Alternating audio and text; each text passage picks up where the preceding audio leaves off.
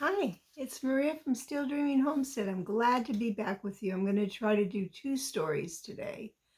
I'm sorry that I was unable to read for, I don't know if it's been 2 or 3 days now. My oldest son, Jason, had to go back to the hospital. He was really very sick and could use your prayers. He's back home now, though, and he's been feeling better the last few days.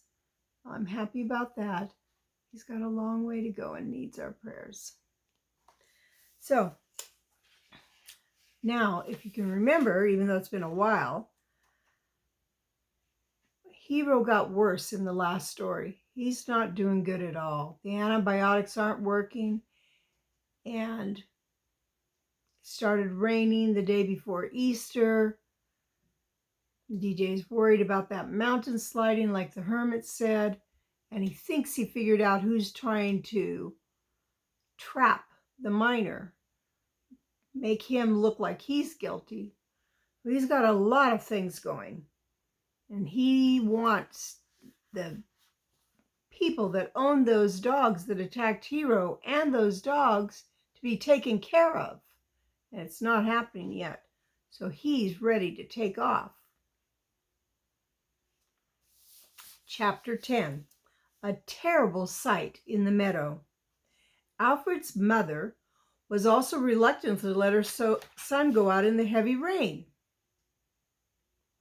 DJ explained that what the vet had said about Hero's infection being worse.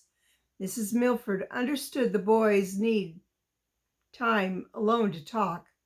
Alfred, dressed in a green rain suit that he hated as much as DJ hated his blue one. The boys clomped down the high steps from the Milfords' rented house. DJ wanted to see the Hermit, but first he had to get Alfred alone to explain things. "What are Hero's chances?" Alfred asked, peering over the top of his thick glasses. They fogged up from coming out from under the warm house in the crisp mountain air. Have you ever had that if you wear glasses? You come out from where it's warm and you get into the cold and all of a sudden you can't see anything? I have. DJ shrugged. "I don't know, I feel so helpless." He headed through the rain towards the sheltered northern side of the little grocery store near the road. "Hero will be okay, DJ?" "I hope so.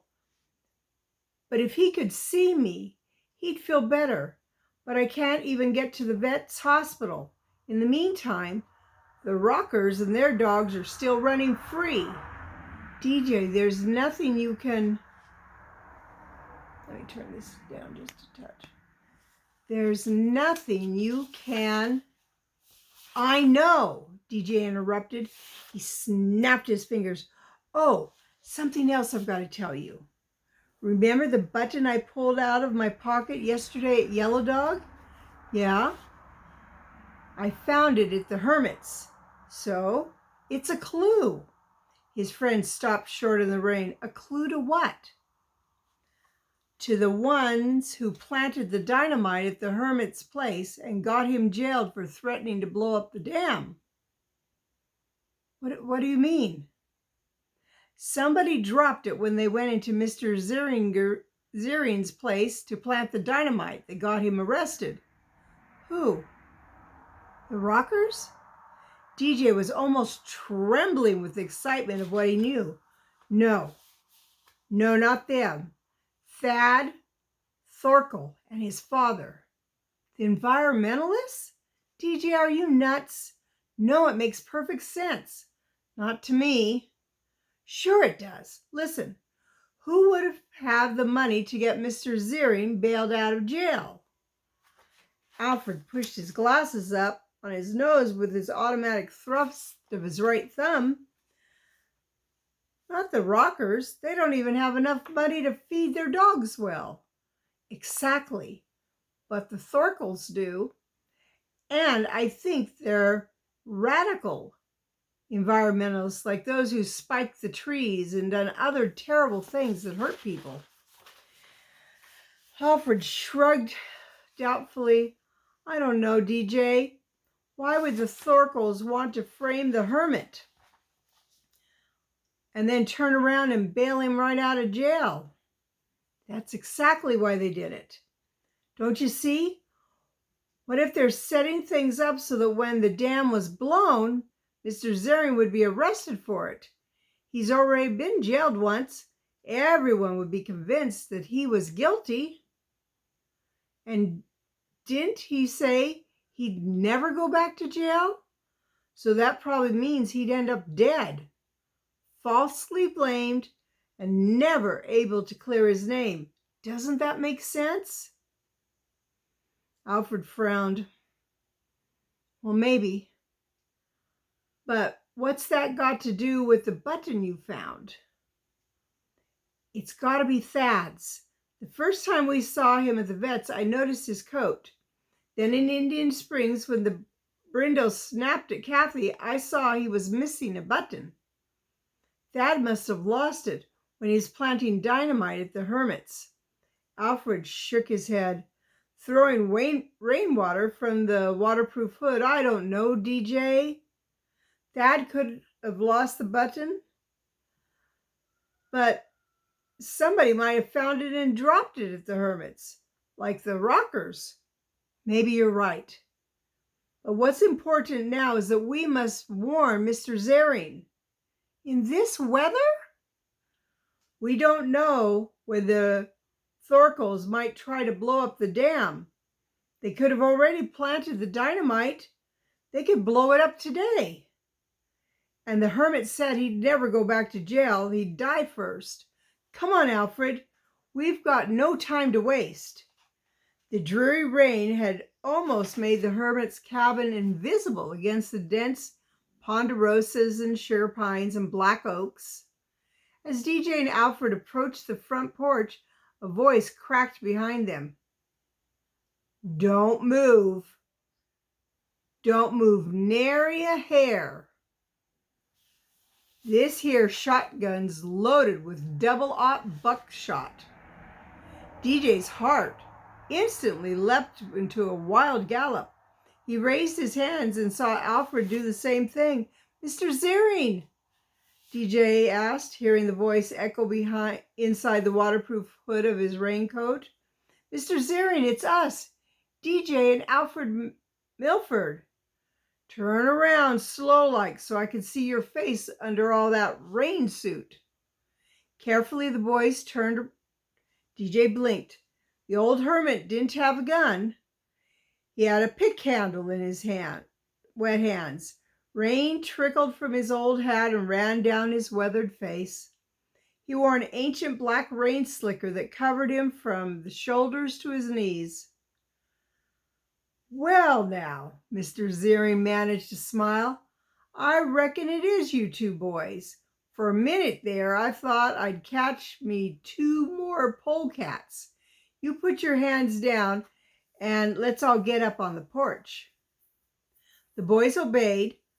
Though the porch leaked so bad it wasn't really much drier than out in the weather, DJ asked, what do you mean about catching 2 more polecats, Mr. Zering?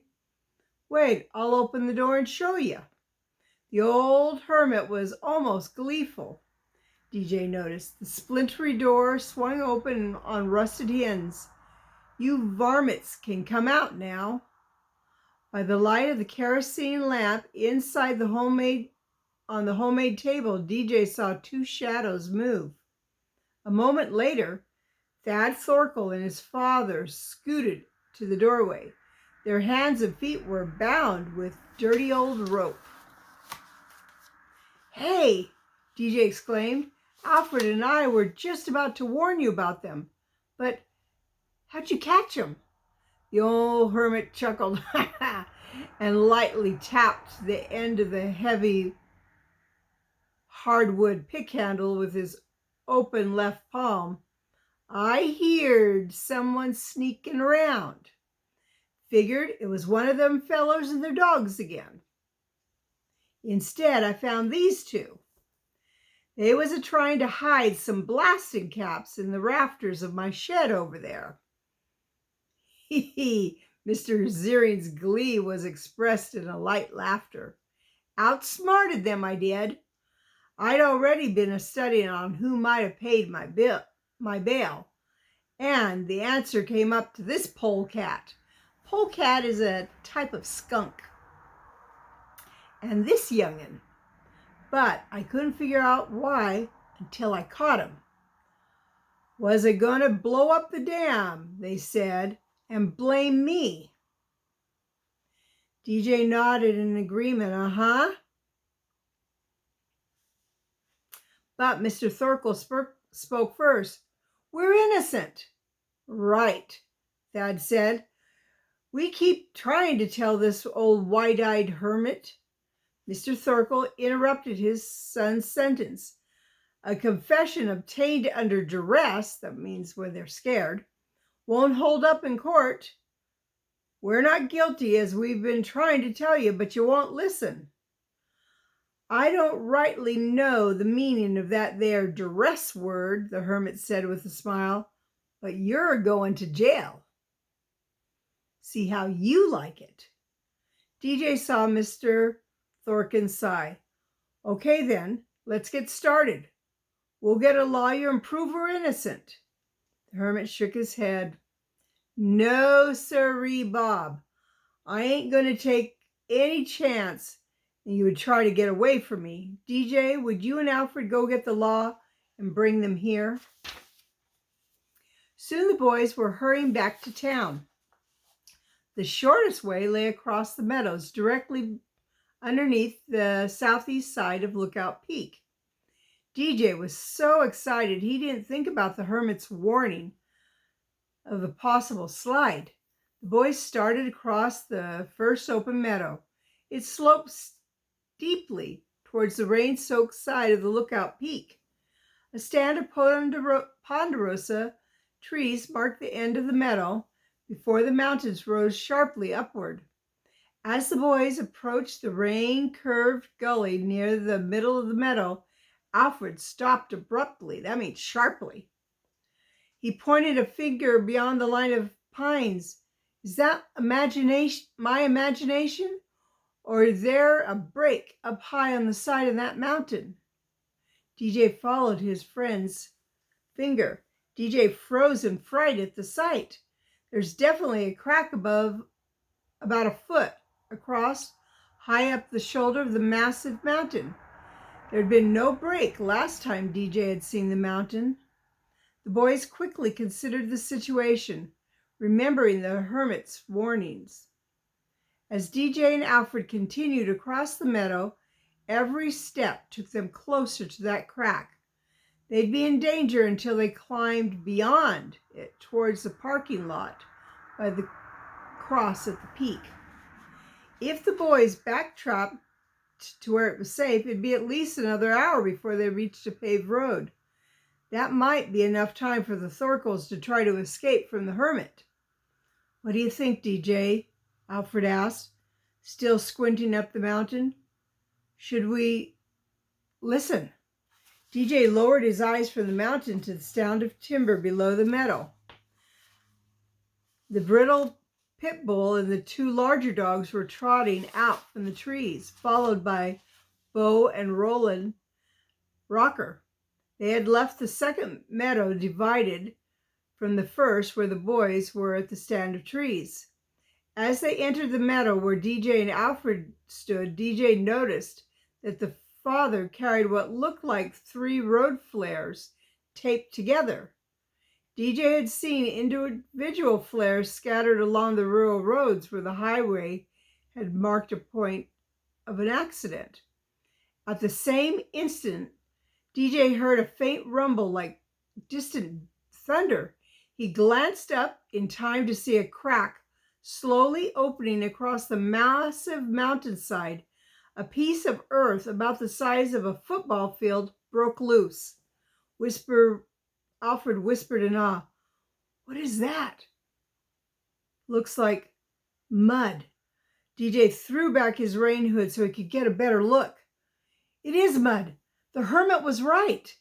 The huge chunk of wet earth looked almost like a monstrous, gooey chocolate cake batter pouring down from a giant pan. But the slide gained momentum as it neared the foot of the mountains, going faster and faster. DJ stood uncertain for a moment, fascinated at the strange sight. Then he dropped his eyes to the rockers and their dogs. They were moving into the open meadow, unaware of the danger slipping up behind them. DJ realized their vision of the slide was blocked by the trees immediately behind them. The brindle caught sight of DJ and Alfred and began running silently, purposeful towards them. There were no trees in the open meadow, no places for the boys to run or hide. The two other dogs started barking furiously and raced after the brindle. DJ, let's get out of here. Alfred's voice cracked with fear. For a moment, DJ hesitated. His eyes darted up the mountainside. The massive mudslide was gaining speed, scooping out small trees and dislodging boulders. The front of the slide hit the edge of the forest. This was behind the rockers and against the base of the great mountain. DJ and Alfred could see clearly what was happening, but the rockers couldn't. DJ saw the top of young ponderosas quiver as the shocks of mud slid and hit their trunks. Then the trees were uprooted and slowly fell into the rest of the forest. It's an avalanche of mud. The rockers didn't call off their dogs. Father and son just kept walking, totally unaware of the mudslide bearing silently down on them. DJ cupped his hands over his mouth and yelled, "Hey, look out!" He pointed frantically towards the oozing mound of mud. The rockers didn't seem to notice. "They can't hear you," Alfred cried, "and they're not calling off their dogs." The dogs were closing fast now, nearing the helpless DJ and Alfred. Suddenly, the rockers turned to look behind them. A split second later, DJ heard the sound of falling trees and knew that was what had made the father and son turn. DJ saw the father drop his bundle of road flares. Both rockers started running downhill towards the canyon rim. "No!" DJ yelled. "Run that way! You can't outrun it! Run sideways up the hill!" A finger of mud, like a giant tentacle from an octopus, suddenly snaked around in front of the forest.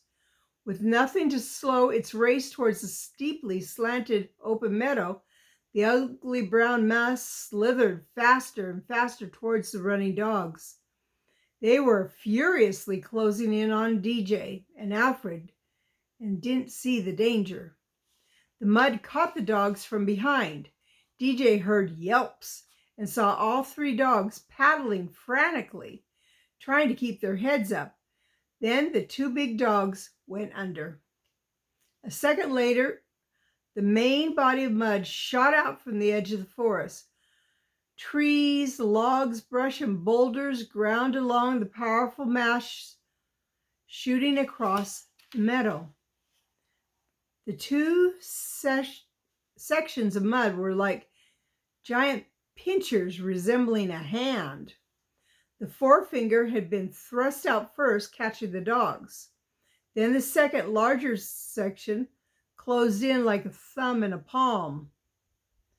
Then they touched. It was like a closing hand. The bridle was caught when the thumb and finger made contact. The pit bull was sucked out of sight. DJ's eyes shot back at the rockers. A wall of mud 10 feet high was rushing upon them from behind. "Don't run downhill!" DJ screamed again. Excuse me. "They can't hear you." As the boys helped watch helplessly, a massive mudslide caught the running rockers. They were lifted as if on a giant ocean wave. The man and boy vanished behind the newly uprooted ponderosa, tumbling in the slide. "Oh no," DJ whispered. Moments later, the mud reached the edge of the canyon at the meadow's end and poured thickly over its sides. In seconds, it was gone, leaving only an inch-deep ugly brown stain in the meadow and a shattered strand of twisted and flattened trees. DJ stared at the sight in disbelief. He hated rockers and their dogs, but they had vanished without a trace.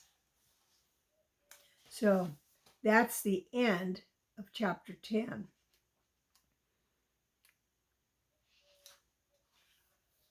So far, there are 2 criminals at the Hermit's cabin. Now the rockers of their dogs, they're gone too. I'm sure they could not have escaped that mudslide. But what's going to happen with DJ and Alfred, we'll just have to find out. I'll be reading to you again in just a little bit. All right, it's Maria from Still Dreaming Homestead. I love you, I really do. More importantly, God loves you, and He always will. Because He loves us so much. All right, well, I want you to keep dreaming, keep a story in your heart. Bye-bye.